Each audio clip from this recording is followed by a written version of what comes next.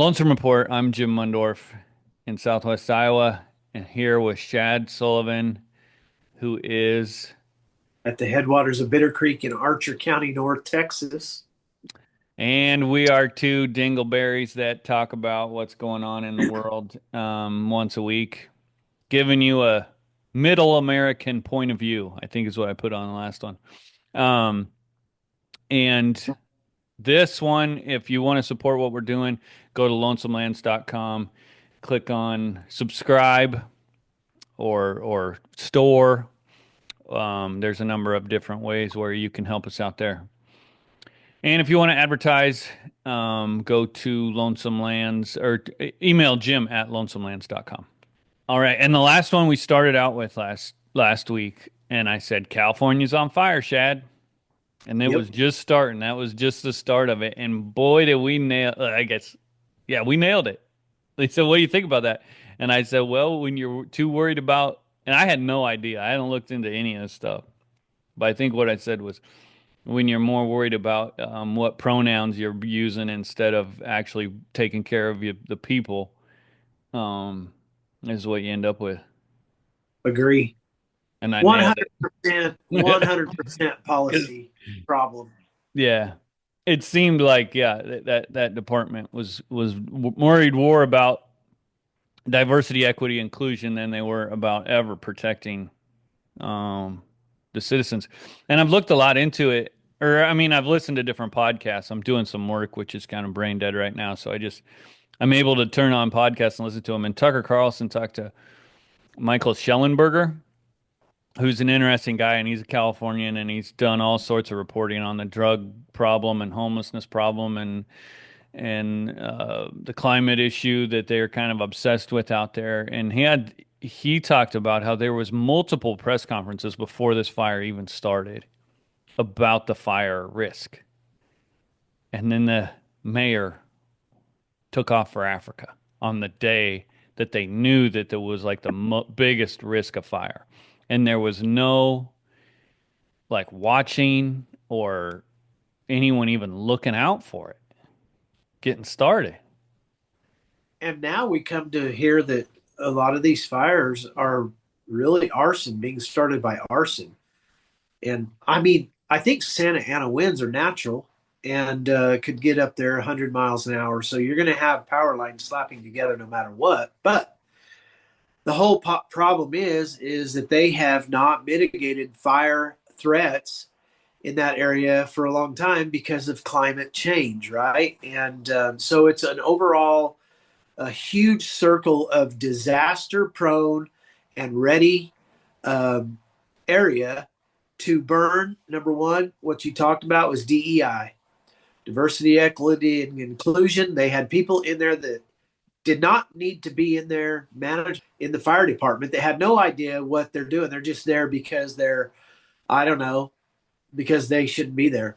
And then you have the climate change Nazis who have said, okay, all of this is climate change, but we have had Santa Ana winds for hundreds of years. It's hot and dry. And then you have county officials that were actually during the fire giving tickets, parking tickets out, and pre-fire giving tickets to home and landowners for brush mitigation. Yeah. There was a It's just, family. I read there was a family that has fined $50,000 because they were trying to clear brush behind their house. yep, Which, unreal. So yeah. it's But it's a hundred also, percent policy. I mean, it's just total policy.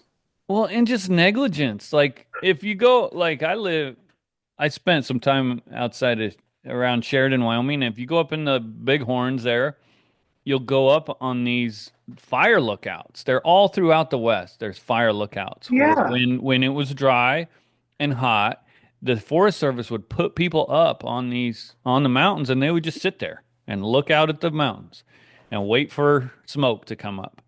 And you have the hottest, driest day ever. That's what the Schellenberger was talking about. He's like, we should have had if we took that threat seriously that they had I think it was the Weather Service that had the press conference. It wasn't a fire, but they were talking about how there's such a serious threat of fire with these winds.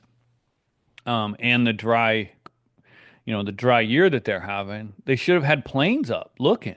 And then it comes out that once a fire was reported, it took them 45 minutes to get there. Like And when they should have been there, like they should have been just nonstop patrolling that day. well, yeah, but at the same time, there's no water in the Yeah. storage reservoirs. There's no water in the pipelines ready to go. I mean, people couldn't even get any pressure up there. I can understand if the electricity was out and they lived on top of a hill, you've got to have a lot of electricity to push that water up there. But I mean, it's just almost. I almost feel like some of this was set on purpose, and then it got out of control, right? Would you Because would and I feel like you can't it seems like everybody's like, oh, those Hollywood people are getting their house burned out. This is turning into like the biggest natural disaster yeah, I of mean, our I lifetimes, it seems like. I've seriously never seen when last week when we were talking about this and we were talking about what was it 1,000 homes on 1,300 acres or something like that, and I'm like, how can that be? And then you see the pictures of it, and that fire got so hot. If the winds were at 25 miles an hour, there was going to be a fire starting Yeah, 10 miles over, 5 miles over, 1 mile over. They couldn't stop. You cannot stop that because it creates its own weather. I mean, right. even on the internet, you've seen that fire tornado. It's serious stuff. So And I don't know. Yeah, I guess we give our weekly shout out to American on One. I feel like that was the best article thing I've read about it. And she said it's Keely Cavello, which we'll probably talk about another one of her articles. But um, she said they haven't built a new water reservoir since I think 1979. And at that right. time, there was like 23 million people here, and now there's 39 million. So the population's almost doubled, and they aren't storing any more water, and so now you have fire hydrants that don't work. And But there's there, I also saw a guy walking around the reservoir where the water should have been, and they said it had been shut down for construction. And he's like, "There's no construction. There isn't a single person here. There's nothing going on." they pushed all the water to the ocean because of the smelt, that little Yeah. fish that they haven't seen in years because of that smelt. This is all Yeah. policy. Listen, I do feel bad for them because it doesn't matter if you're a billionaire or a guy like me that doesn't have 2 cents to his name. If you've worked hard for it, you deserve to earn it and keep it, right? Yeah. And so I feel bad that they've lost their life earnings. But I'm telling you, the people of California, this probably isn't going to be very popular. The people of California are sleeping in the bed they made. Period. Yeah. I mean, they voted for incompetence Yep, repeatedly. that's right. I mean, yeah, and on that in that article, Gavin Newsom is standing there bragging about how he's tearing dams out and pushing all this water out to the ocean. It's like unbelievable. He's so excited. Unreal. We're getting rid of all this water when you're constantly in a shortage, it seems like. Um, It's a bad and deal. then yeah, and they were talking about the pollution and stuff and like the electric vehicles burning and those batteries and all that like we've been hearing for years cattle are destroying the climate by all our carbon.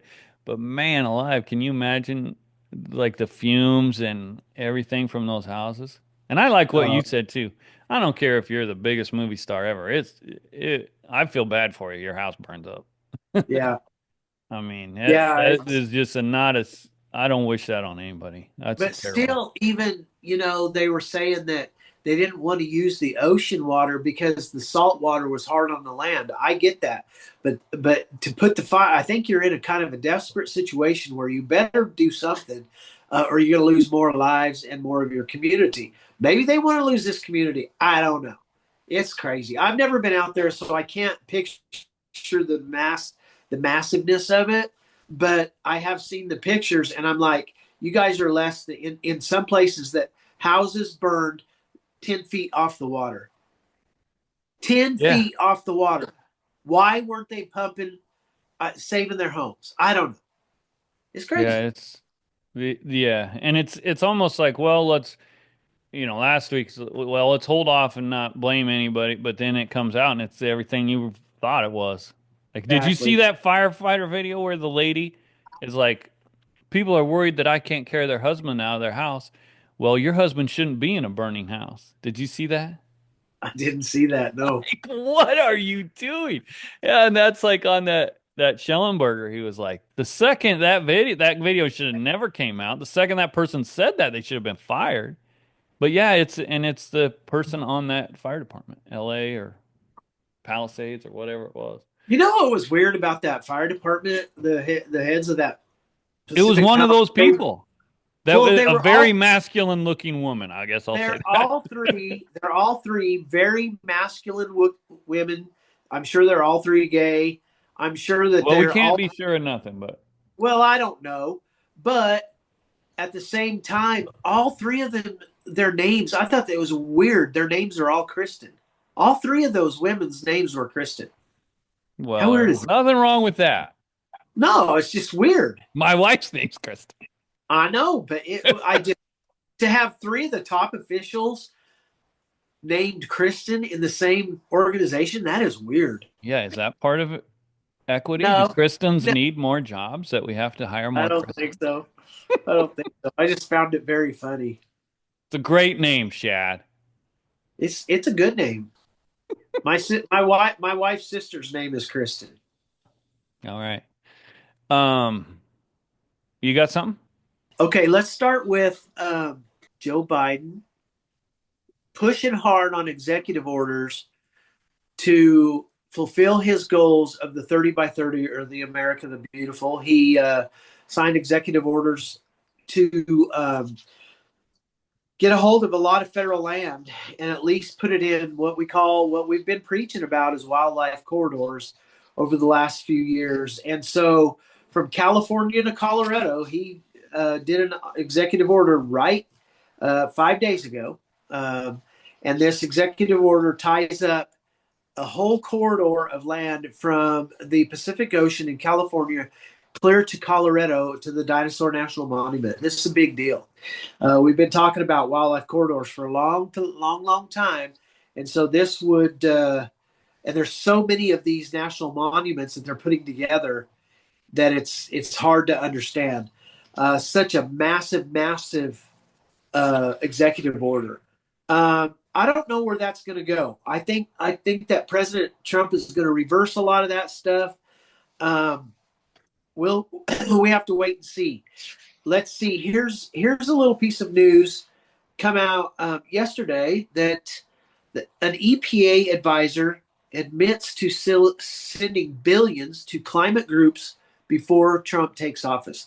Just a confirmation of the agenda that we've been fighting for a long time. The ENGOs and the NGOs taking over through the Sustains Act, giving these bureaucratic agencies power of rulemaking and access to the purse, right? And so that is a very dangerous situation. This guy was caught on a secret investigation, and he admits that he did that.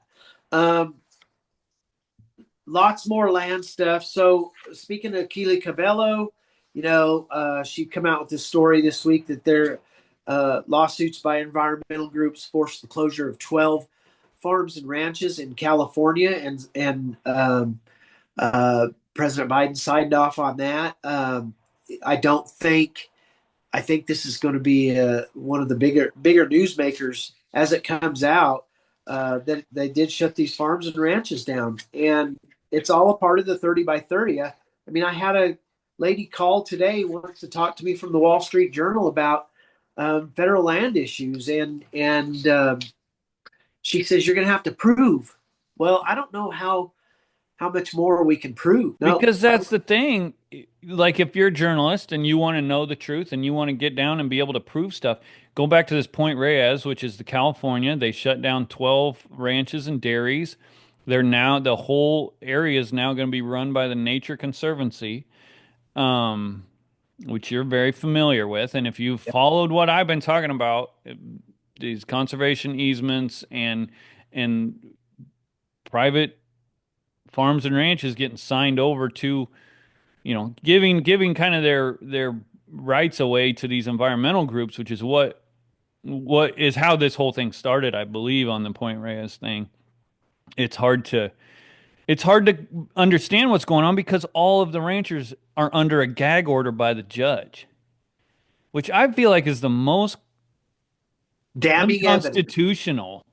Like, how can you just say you can't, you're losing your land, you're losing your right to farm or ranch on that area, and you can't say one word about it? That is just such BS on that deal. And yeah, like how are we have to prove what's going on in the press, and we have to let people know what's going on in the press.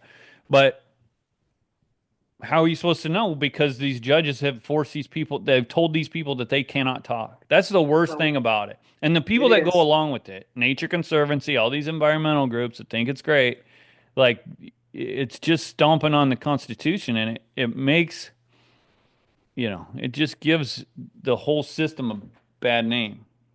Well, And the it whole is. system is bad. It is bad. The whole system is bad. But here's the deal. Uh, the proof is in the fruit, right? That's where the proof is because Right. it's happening. It's totally happening. If we look to Colorado right now, 3 days ago, they're introducing more wolves.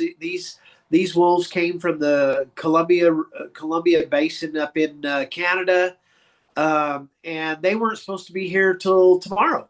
Well, guess what?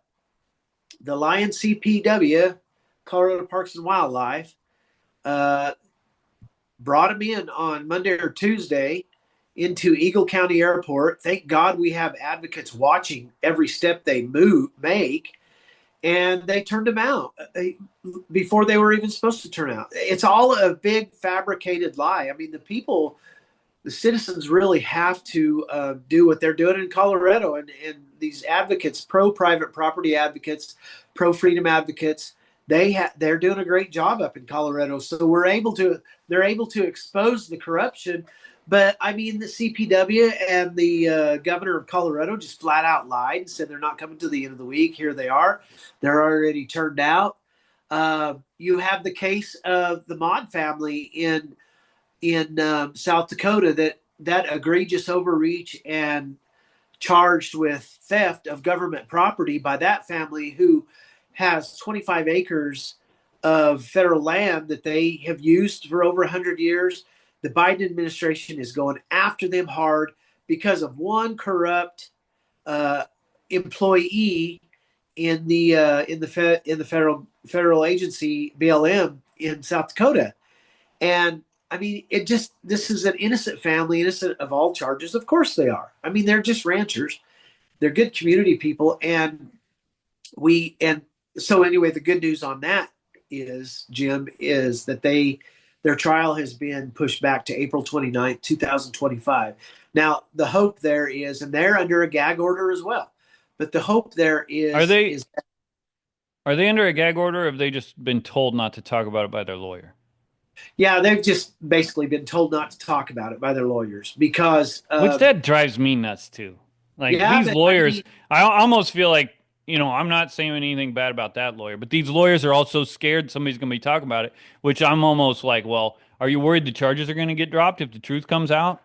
And yeah, the actual ridiculousness, the complete and total ridiculousness of this whole thing comes out? yeah, but I'm going to tell you something. You don't know where you'd be at if your life was on the line. That's the Yeah, whole I thing, know. I'm not blaming right? them at all Yeah. because I have nothing but sympathy for them. And I'll go into, if you're not familiar, I guess, on the Mod family deal, because we haven't talked about it, and I've kind of kicked around because they have said, well, they haven't said, but I've been told like not to get too on it. But it's hard not to because the deal is, I guess there's a fence that's been there since 1950, is what it's been reported. A fence that's been in this same spot for what's that, 70 years? And all of a sudden, uh, is it U.S. Forest Service? I think comes on their place and puts them under arrest because the fence is on Forest Service land. Um, and it's just mind blowing. And when it first came out, one of the reasons I didn't talk about was like, there's got to be more to it. There's just got to be more to the story. It's too ridiculous and insane. But as I've talked to multiple people who are very involved, or not very involved, but just familiar with the area, familiar with the family, they're like, there is not more to it. It is just No. complete and total. And I've said this before, and people might think I'm joking. I put it on Twitter one time. That forest ranger or agent or whatever that guy, that he belongs in prison. That guy Well, belongs in prison. he has been moved out of the area, and we are currently looking for him um, to see where he lands because we are going to try to warn wherever. I'm sure he's going to Colorado. I would say the whole department like just needs gone through. Anyone that had anything to do with that needs fired because I cannot imagine like it's just when you have something like that, even somebody like threatening they're going to sue you, it just kind of puts a cloud over everything like what's going to happen, what's going to happen. Those people were arrested and they were told that they can't talk to each other. A married couple told that they can't talk to each other about the case. That's what Well, I read. And can you what? imagine like everything like it could destroy their ranch, and they're going through Christmas No, they're going through money like crazy because of these lawyer and we're fees. gonna I'll post there is a GoFundMe and I was telling somebody I don't post GoFundMe's very often just because I'm always skeptical of everything, but I'll put a link to that GoFundMe where you can help that family with their legal fees, because it's just a straight up communist style attack from the federal government. And He, in this case, prison. They should charge him. You shouldn't be able to just harass and right like we always talk about this country, life, liberty, pursuit of happiness. This guy, this goes into all of it. Like you can't when you have a case against you where you could actually end up in prison. You can't. It ruins your life. I would think. I mean, I don't know well, and how. I mean, to me, I was talking about I deal with this stuff a lot better than like my wife or a lot of people do. Um, when you get in these kind of disputes, but some people it drives them crazy. And I can't, like I was saying, like you're going out, they have to buy Christmas presents for their kids and they don't know if they're going to have a ranch in a year or two. It's just such BS that we have people that do that and get away with it. it's a bad deal. It's a Prison really for bad deal. life sentence. What? Yeah. And here's I'm the not thing. kidding. I wouldn't put that No. guy. That just boils my blood on that deal. Well, and it should boil everybody's blood.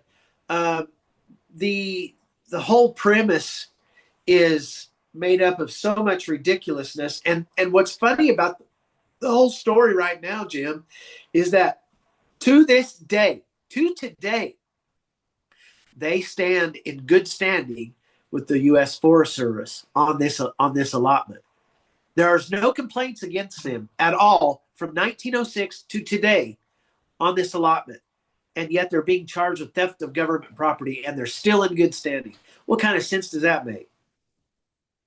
Yeah, I don't know, man. Got anything Crazy. else? Huh? No, I try to keep close tabs on that. That's a big deal.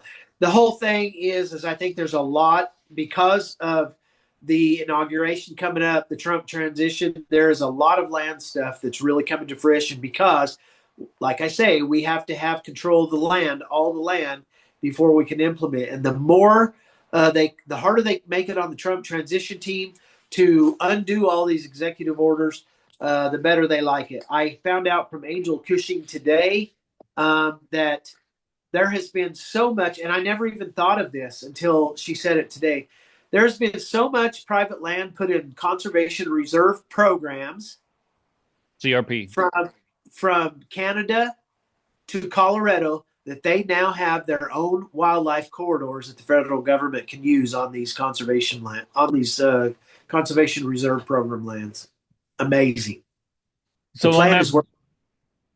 how does that affect like ranching?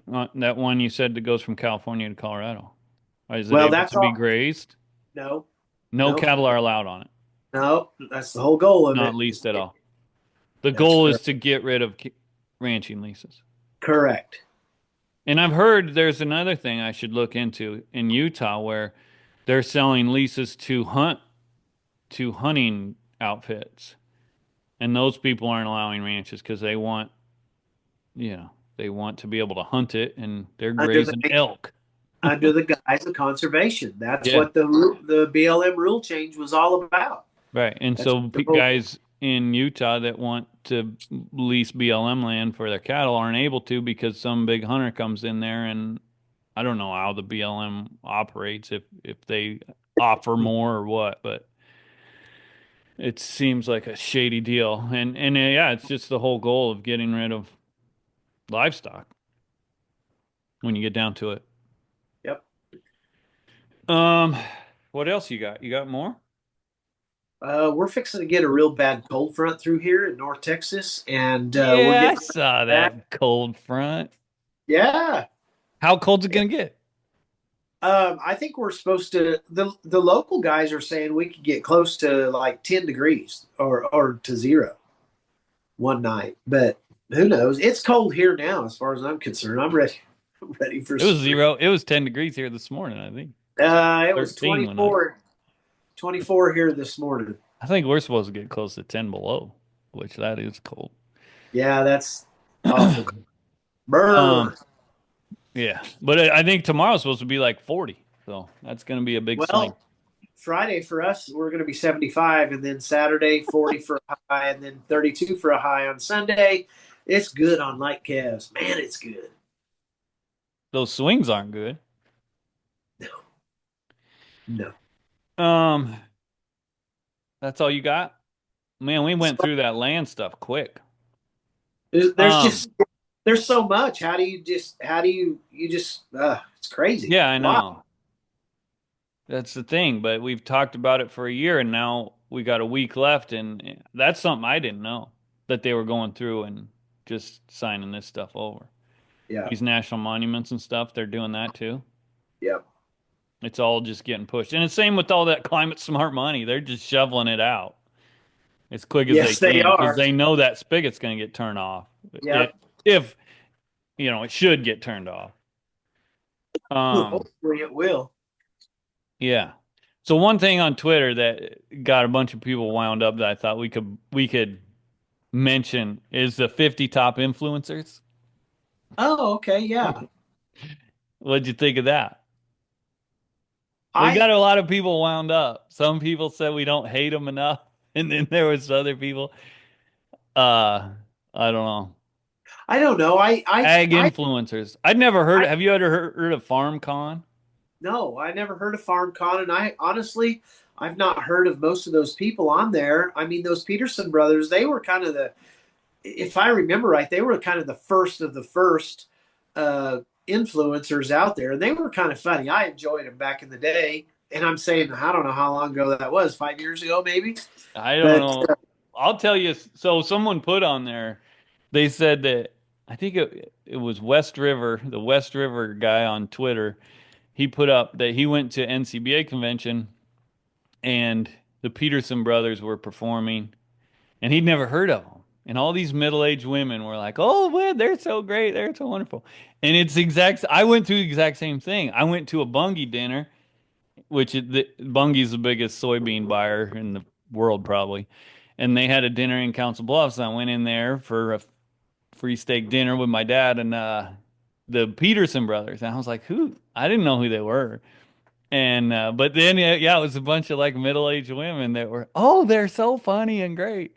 Which if you don't know who they are, they're like a YouTube channel and they do like parodies of songs where they put in farming farming and they talk about I don't know, I should have looked it up before we did it, but I don't know, it's not really my cup of tea. It's pretty cheesy and the older them well, guys get, the more it's yeah, kind of like that was kind of cute in college, but yeah. now that you're 30 or 40 years old, I don't know how old they are, but it's kind of Well, like that gap. how long can you sing and dance and act goofy? I don't know. What Whatever. about did and they won, right? I don't know if it was a competition. I think, what came to my mind when everybody was talking about it. It's like marketing is everything and everything is marketing. I've told you that goes through my mind. This is a farm convention. They wanted to get exposure. They wanted people to talk about them. What better way to fly in the 50 biggest people on YouTube and Instagram and Twitter and all of that stuff and give them an award. I mean, that's obviously I felt Meanwhile, like that was obvious. Like, let's get the biggest ag influencers here. We'll give them an award, and they'll all talk about our convention. And here's the crazy thing. I don't think other people. You sent me that link to the website. Like, what is this? And so I started looking around on the website. It costs almost $1,300 just to go. yeah, that's what I was. So I felt like that had to be a mistake. But then if no, you it's look at not a NCBA mistake. convention, and it's the same thing. It costs Yeah. thousands of dollars to end just to attend these conventions. What do they do? What is this particular? We know what NCBA I think does. it's What grain does this farming particular? mostly, and that's what that whole all those like influence. Yeah, the ones I recognized or like Millennial Farmer. They're big YouTube channels, and it's mostly grain farmers. My dad watch it. Larson Farms, Welker Farms. They're like grain farmers, and they have YouTubes where they talk about mainly like what they do. I One that I thought was really noticeably absent, which I'm not saying who's the biggest or who isn't. And we're definitely not on the list because like the millennial farmer, he's got like a million subscribers, and like the large, a lot of them, well, the ones I looked at have like close to 500,000 subscribers. And there's a gal in Nebraska, Laura Farms, and I think she probably has like 500,000 subscribers, and she wasn't on that list. It was weird to me. yeah, That was but the we're one that not considered influencers, are we? We're not I hope influencers. not. I hope not. No, we're We're not we're influencers. truth tellers. That's what Well, I was we're like. always going to be truth tellers, but we're dang sure not influencers. I'm an informer. Yeah, That's and what that's the thing. Like, if you want to be like, you think about, well, overall, I think you look up the biggest influencers. Who would like to me? It always go back to like the Kardashians and those people with the biggest social media followings in the world. Is probably like Kardashians, Taylor Yeah, Swift, that yeah, kind of people. probably. That Gatlin Didier from Kansas, they're kind of funny with the grandma on there. Oh I think yeah, they would be considered they weren't influencers. on the list. I don't know. Yeah. Yeah, Yeah, they. I think 50's a lot to go through too. 50's a lot. it is a lot. I couldn't come up with 50. I don't even know 50 people off the top of my head. Well, we give us credit where credit's due. We are out there working a little bit once in a while. Yeah, but I don't want to. Yeah. Not But working to it's be like you said, a influencers. lot I'm of saying those. we're running cattle. We're doing the real stuff. Yeah. Um, but a lot of them, I think too. One thing I thought was interesting. There was a guy, Iowa farmer. He came and interviewed me one time, and he has a YouTube that does pretty good, I think, and he just kind of shows what's going on his farm. And I thought it was really interesting because he's way more into like studying the YouTube and how it works. And he was like, because I was like, is it mostly like who follows you and subscribes to you? And he's like, oh, it's mostly just farm people. And I was like, oh, really? And he's like, yeah, it's all like, and it's what he said, like people that follow those big farm accounts are a lot of farmers or people who work in ag or people who, are, probably have more of a blue collar job and they're interested in what's going on different farms. Like my dad watches all those Larson farms and all that kind of stuff. I need to meet your dad. Yeah. Well, You know, he said millennial farmer, he's a big stock car guy, I guess. So he records him going to stock cars, and he's the biggest okay, farm YouTube guy there is, apparently. wow.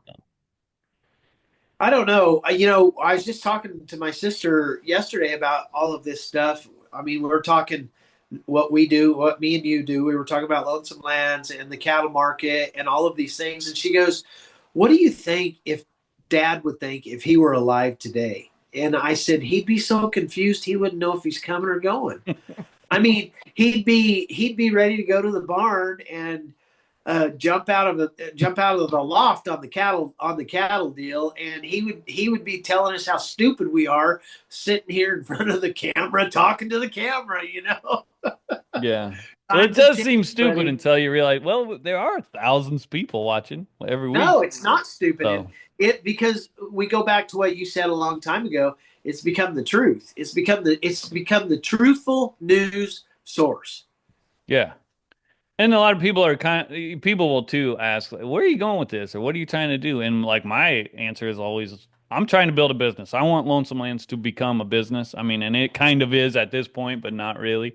Um, but at the end of it, like if you look at media and where it's going, people talk about alternative media, and that's where it's going. Like the Fox Newses and Agree. CNNs are now being passed over for the Joe Rogans and the Tucker Carlsons and that kind of stuff. You know, my goal with ag media, I guess I would say, is for Farm Journal and those kind of outlets to be passed over by Lonesome Lands, American Unwon, you know, all the people I've interviewed a number of people during the year, Amanda Radke, those kind of people who aren't in that traditional media Yeah. anymore. I Yeah. see, you know, if you look at the way media is going, it's going towards alternative podcasts and videos Yeah. like what we're doing right now. Yes. So, I mean, I see that as the future, and hopefully we can, I'm just you here know, because you're my last friend, and so that's what that's I'm why I'm like, here. my only friend. You're my only last friend, and I'm waiting on Tucker Carlson and Dale Brisby to call me to be on their show.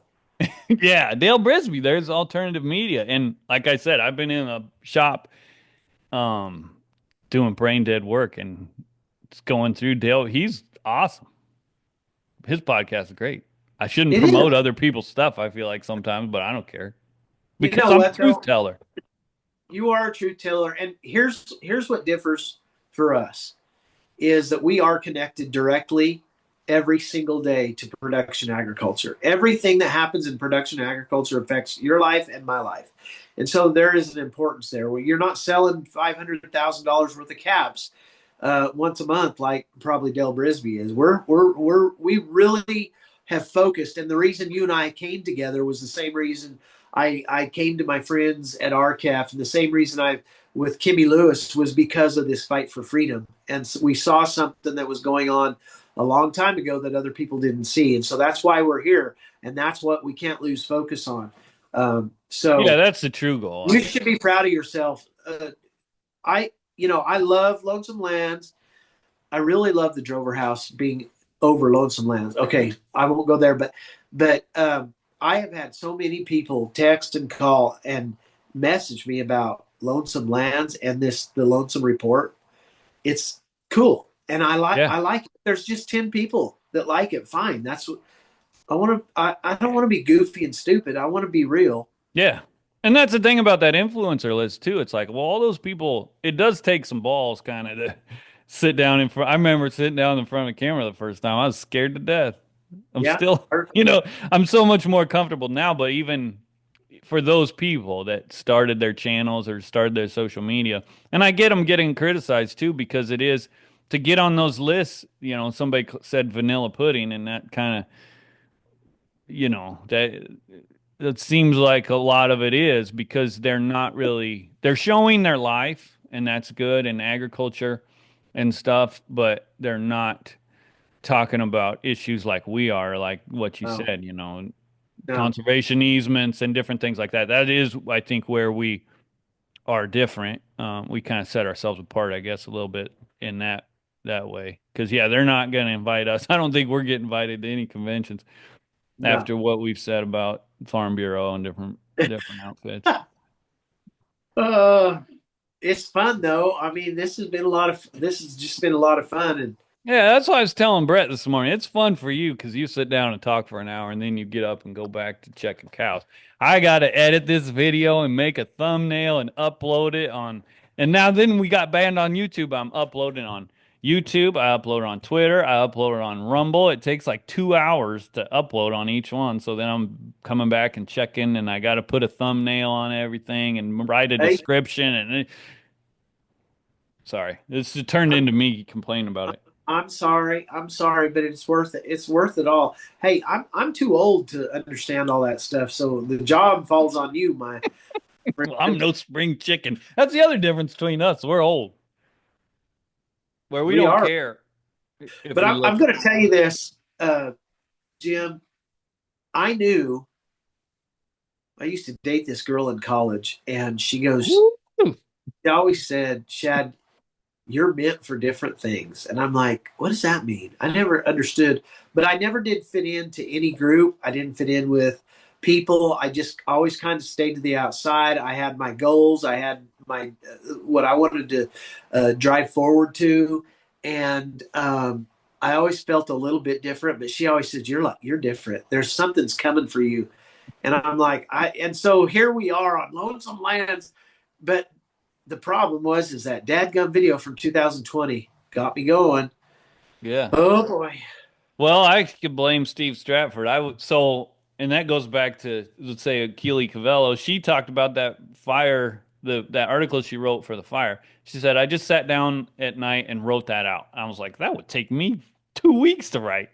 And that's the thing. I used to sit down and spend 2 weeks writing articles, and then Steve Stratford sat down in front of his camera in a sale barn and did a video, and I was like, I gotta have that on my website. And I took that video, put it on the website, probably one of the most clicked on things I had done around that time. And I was like, this is the way things are going. You Well, gotta and make I videos. really the videos that you're talking about, Steve Stratford, my video, these all came from a place of being having your back against the wall, being pressured into a corner, Yeah. and it was either speak up or lose what you have, and that's what some of these guys did. I mean, Steve, I bet Steve had never done a selfie video in his life till that video, Yeah, and that's and somebody and that's the other thing, like he made that video and I was like, okay, well now to keep this ball rolling, I made a YouTube channel to put his video up. So pretty much yeah. he was the one who started Lonesome Land's YouTube channel. And then I was like, well, we got to put more videos up. And so Well, I would Freddie, sit down. Freddie Keaton was another one out of Missouri. Yeah, He had just had his gut full of it. It was like it's go time, and he got down and he you could tell he was not comfortable, right. but he knew what he was talking about from experience. It was Yeah. cool. Yep. All right, man. Anything else? Man, let's talk about the cattle market. This thing has kicked another notch forward um, in the cash deal, and man, these light calves, woo, baby, I've gotten out of the game. I've gotten out of the market because they're just too high. The cost per head is too great, and your ability to make money down the road. Used to we would buy a lot of these calves betting on the come. That was just part of our game.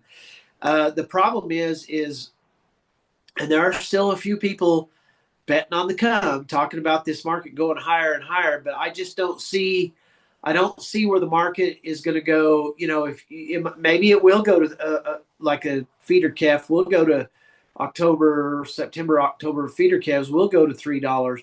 But when we go to $3, I think we're going to have a really hard time selling a lot of meat, and there is a cap somewhere in here. So I've kind of taken back out of these buying these calves this week just because there were some places in Texas, and this is because of the border.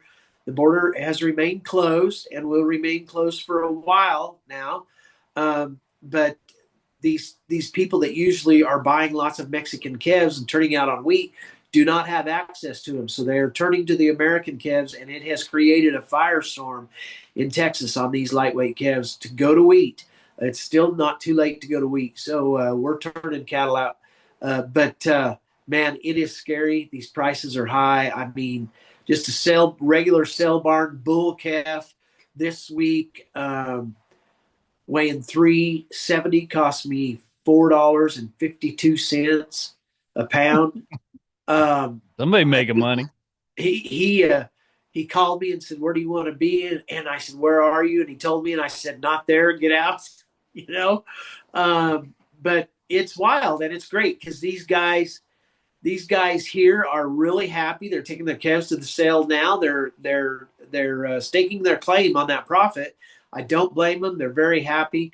A guy like me that's buying them is not happy about it. Want to be a more balanced, more medium, but it's a good thing. And I do think that there is a day of reckoning coming where we will have to say, or somebody's going to say, in the market, somebody's going to say, okay, this is the top. We've got to pull back off of this a little bit, and that's gonna hurt a little bit in some places. But overall, it's a strong market. It's a little bit of a volatile market, and it's fun. The challenge is fun. I still love the challenge. I can't believe like I'm sitting here yelling. Me and my sister are yelling and screaming at each other about these calves, these flyweight calves that get sick and give us hell, and we still both love the challenge. Isn't that weird? So Yeah.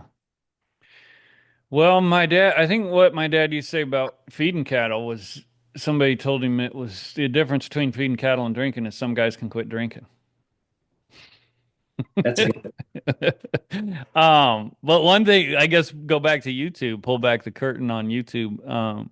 I made all kinds of videos, and I've been like, I need to make this. I'm not saying I was wrong because I think there's a logical explanation, but like I made videos talking about how cattle market's rigged and all this stuff, and now we're hearing record prices, so I feel like I gotta explain what that is, and so that's my next kind of sit down and make that video. And I'm talking to Brett about this morning, kind of about how to explain that. But when you get into 70-year low herd size, all these ranches have liquidated. We've lost what's the number?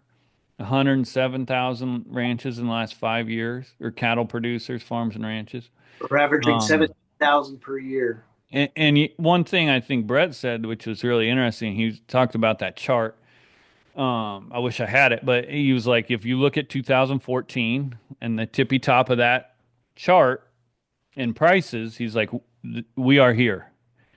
How do we keep from going to 2015 or 2016 where it was just a nosedive? Um, and so that's all, just interesting things to think about.